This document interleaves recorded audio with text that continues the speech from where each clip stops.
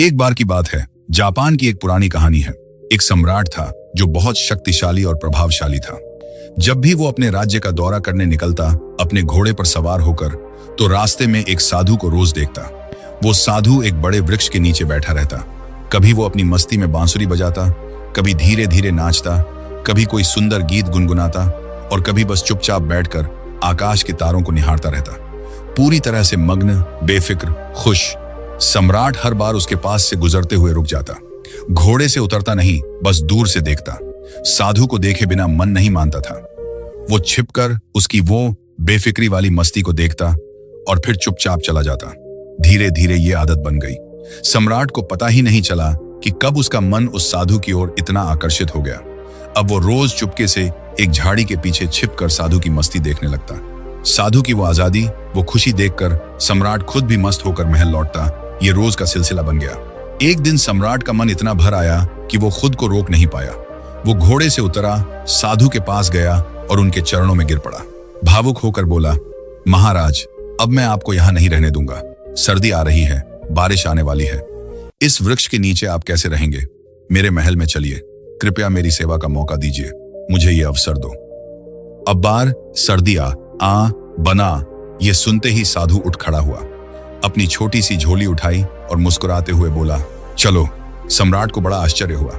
वो तो सोच रहा था कि साधु मना कर देगा, बहुत मनाना पड़ेगा, लेकिन साधु ने तो तुरंत हामी भर दी। सम्राट थोड़ा घबरा गया। मन में ख्याल आया, क्या मैंने कोई गलती कर दी? क्या ये आदमी कोई चालाकी तो नहीं कर रहा? यहां बैठकर बांसुरी बजाता था, मस्ती करता था। सम्राट अभी भी सोच में डूबा हुआ था। मन में हजार सवाल घूम रहे। डू में DI, डू में मी, डू में DI हे थे। क्या ये साधु मुझे फंसाने की कोई तरकीब तो नहीं कर रहा? क्या ये मछली को फंसाने के लिए कांटा फेंका हुआ है? मैंने फालतू में ही चक्कर में पड़कर उसे बुला लिया। सम्राट के मन में अफसोस होने लगा। वो सोच रहा था, ये अब तो कुछ किया भी नहीं जा सकता। इसने एक मौका भी तो नहीं दिया मना करने का। इसने तो एक बार भी नहीं कहा कि नहीं महाराज, मैं यहाँ बहुत मजे में हूँ। बारिश हो या सर्दी, हमारे लिए सब एक समान है। ये लगाया सम्राट का मन पूरी तरह से उदास हो गया। वो सोच रहा था कि ये साधु कैसा है। आराम की बात आते ही तुरंत हाँ बोल दिया, और तभी वो साधु चुपचाप उठा, सम्राट के घोड़े पर चढ़ गया और आराम से बैठ गया। सम्राट को जीवन में पहली बार पैदल चलना पड़ा। वो जो हमेशा घोड़े पर सवार होकर बड़े ठाठ से जाता था, आज पैदल चल रहा था। दिल को बड़ी चोट लगी।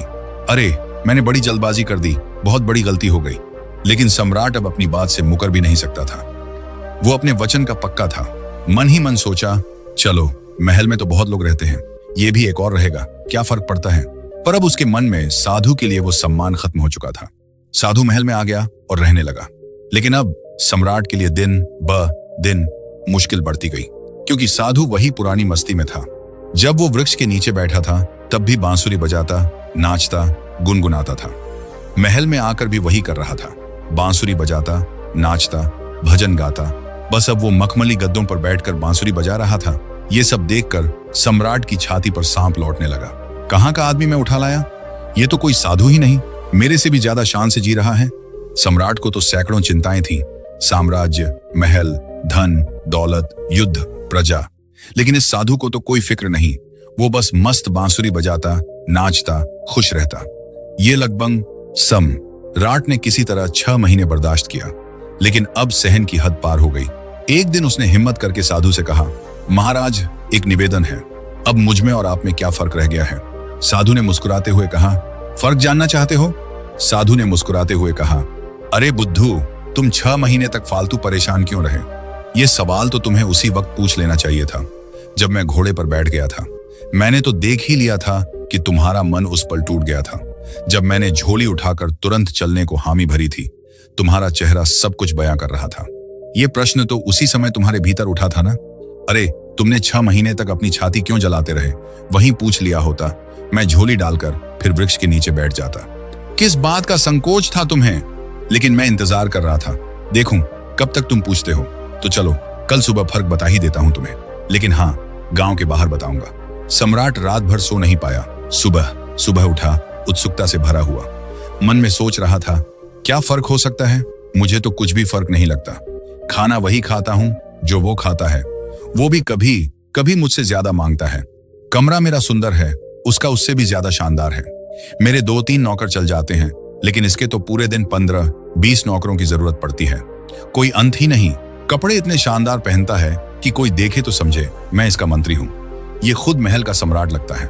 कम से कम महल के बाकी लोग मुझे देखकर डरते हैं, लेकिन इसकी आंखों में तो डर नाम की कोई चीज नहीं। बस पूरे दिन बिना किसी चिंता के मस्त बांसुरी बजाता नाचता रहता है। आज देखता हूं क्या फर्क बतलाता है। सम्राट सुबह सुबह साधु के कमरे में पहुंच गया। देखा तो साधु ने वही पुराने फटे पुराने कपड़े पहने हुए थे जो वो वृक्ष के नीचे पहनता था। एक हाथ में झोली, दूसरे में बांसुरी लिए तैयार खड़ा था। सम्राट बोला, चलिए महाराज। दोनों महल से बाहर निकले। चलते चलते गांव की नदी पार की, फिर गांव के बाहर निकल आए। सम्राट ने पूछा, अभी और कितना चलना है? साधु ने कहा, बस थोड़ा और चलते चलो। सुबह से दोपहर हो गई। सम्राट थक गया, बोला, बस अब और आगे नहीं, जो भी कहना है यही कह दो। साधु ने मुस्कुराते हुए कहा, मैं तो आगे चल पड़ा हूं, तुम चलते हो या नहीं? सम्राट थककर हांफते हुए बोला, मैं कैसे चल सकता हूं महाराज? मेरा महल, मेरी बीवी, मेरे बच्चे, मेरी धन दौलत, सब कुछ मुझे बांधे हुए हैं। मैं तुम्हारी तरह फकीर थोड़े ही हूं जिसे किसी बात की कोई चिंता ही नहीं। साधु ने शांत स्वर में कहा, बस यही फर्क है तुम में और मुझ में। मैं कहीं भी जा सकता हूं, तुम नहीं जा सकते। मैं हर स्थिति में खुश रह सकता हूं, तुम नहीं। जब मैं उस वृक्ष के नीचे बैठा था तब भी पूरी मस्ती से जी रहा था, अपनी जिंदगी के हर पल को जीते हुए। जब मैं तुम्हारे महल में चला गया तब भी मैंने हर अनमोल क्षण को खुशी और मस्ती से जिया। अब जब मैं यहां से भी चला जाऊंगा तब भी ऐसे ही जीऊंगा। हम जहां भी होते हैं पूरे मन से वहीं होते हैं। हम न बीते कल के पछतावे में डूबते हैं, न आने वाले कल की चिंता में वर्तमान को बर्बाद करते हैं। हम तो बस आज जीते हैं, अभी, इसी पल में। बस यही छोटा सा फर्क है तुझ में और मुझ में। तुम परिस्थितियों के साथ चलते हो, हम परिस्थितियों को चलाते हैं। तुम्हारी खुशी या दुख आसपास की घटनाओं पर निर्भर करता है, बीजीपी के पास में, लेकिन हमारे लिए हर घटना जिंदगी के सफर का एक हिस्सा मात्र है। अचानक सम्राट को महसूस हुआ, अरे मैंने क्या कर दिया? इतने अद्भुत इंसान को खो दिया। 6 महीने इसके साथ सत्संग भी नहीं कर पाया। सत्संग करता भी क्या? मेरे मन में तो यही चल रहा है। हाँ था कि ये कोई साधारण आदमी है, बाहर से सोने की पॉलिश चढ़ी हुई, लेकिन अंदर से मिट्टी का ढेला। तुरंत सम्राट साधु के चरणों में गिर पड़ा। रोते हुए बोला, नहीं महाराज, अब आगे नहीं जाने दूंगा। साधु ने मुस्कुराकर कहा, देख, मुझे कोई परेशानी नहीं है। ये रहा तेरा घोड़ा, मैं इसी पर महल में वापस चला जाऊंगा, लेकिन फिर तुझे परेशानी होगी। आज माँ, आज। ये सुनते ही सम्राट के मन में वही पुरानी शंका जागी। अरे ये साधु तो फिर से आसानी से मान गया। साधु ने सम्राट के चेहरे की तरफ बड़े ध्यान से देखा और फिर शांत स्वर में बोला, लेकिन नहीं, मैं नहीं आऊंगा, क्योंकि तू फिर नहीं सुधरेगा। फिर तुझे परेशानी होगी और तू फिर से चिंताओं में पड़ जाएगा। लगबा अब्बा, हमारा क्या, हम तो सन्यासी हैं। हमारे लिए महल और जंगल सब एक जैसे हैं। हमें कोई समस्या नहीं होती, क्योंकि जिसे समस्या होती है वो सन्यासी नहीं होता। मेरी बांसुरी जैसे महल में बजती थी वैसे ही जंगल में भी बजेगी और बजती ही रहेगी। ये कहकर साधु मुस्कुराया, अपनी झोली कंधे पर टिकाई, बांसुरी हाथ में पकड़ी और धीरे धीरे चल पड़ा। सम्राट वहीं खड़ा उसे जाते हुए देखता रहा। साधु की पीठ छोटी होती गई, लेकिन उसकी मस्ती, उसकी आजादी बड़ी होती गई। सम्राट के मन में एक अजीब सी खालीपन और समझ दोनों साथ साथ आई। दोस्तों, अगर हम अपने जीवन की तरफ देखें तो ज्यादातर हमारी परिस्थितियां हमें चला रही होती हैं। असलियत में एक इंसान अपनी परिस्थितियों का गुलाम बन जाता है। अगर परिस्थितियां अच्छी चल रही हैं तो वो बहुत खुश रहता है, लेकिन जैसे ही समय पलटता है वैसे ही वो दुखी होता चला जाता है। लेकिन क्या कभी आपने गहराई से सोचा है, क्या जीवन सिर्फ परिस्थितियों पर ही टिका है? क्या इंसान अपनी परिस्थितियों से ऊपर उठकर एक नए जीवन को नहीं देख सकता, अपने असली स्वरूप को नहीं पहचान सकता? जरा इस बारे में जरूर सोचना। आखिर में आपको खुद पता चलेगा कि तुम भी अपनी परिस्थितियों से बाहर निकलकर एक नए स्वरूप को, एक नए जीवन को देखना तो चाहते हो, लेकिन परिस्थितियां बार बार तुम्हें पीछे खींच लेती हैं। तुम उन परिस्थितियों के गुलाम हो चुके हो। तो क्या कोई ऐसा रास्ता है जो हमें उन परिस्थितियों से बाहर निकालकर परमानंद वाले जीवन से साक्षात्कार करा दे? हाँ, ऐसा रास्ता है, और वो रास्ता है खुद से चिंतन करना, गहराई से सोचना। चिंतन करने से ही रास्ता मिलता है। मैं आपको सब कुछ नहीं बता सकता, सिर्फ एक रास्ता दिखा सकता हूं, लेकिन उस रास्ते पर चलना, उस पर चिंतन करना, ये काम आपको खुद करना होगा। तो दोस्तों, कैसी लगी ये कहानी? कमेंट बॉक्स में जरूर बताना। अगर अच्छी लगी हो तो इस चैनल को सब्सक्राइब जरूर कर लेना। मिलते हैं अगली किसी खूबसूरत कहानी में, तब तक अपना ख्याल रखना। नमस्ते।